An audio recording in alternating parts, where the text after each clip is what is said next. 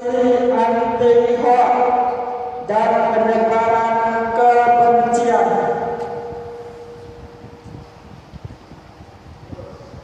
Kami keluarga besar Pondok Pesantren Abus Salam Kecamatan Simpang Kanan, Kabupaten Aceh Singkil menyatakan sikap sebagai berikut.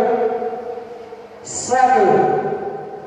Kami mendukung Polri terhadap penangkapan para pelaku hoax baik dari kelompok MCA maupun yang lainnya yang dapat memecah belah persatuan dan kesatuan bangsa.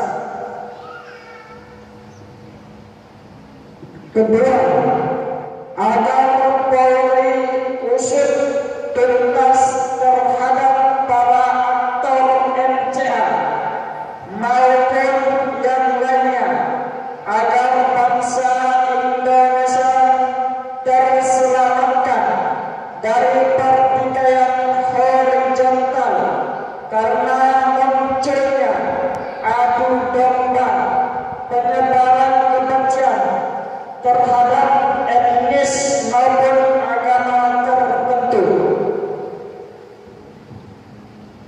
Ketiga, kami menghimbau kepada seluruh santri agar tidak mudah terprovokasi oleh isu-isu hoax dan tidak mudah menyebarkan berita hoax kepada orang lain.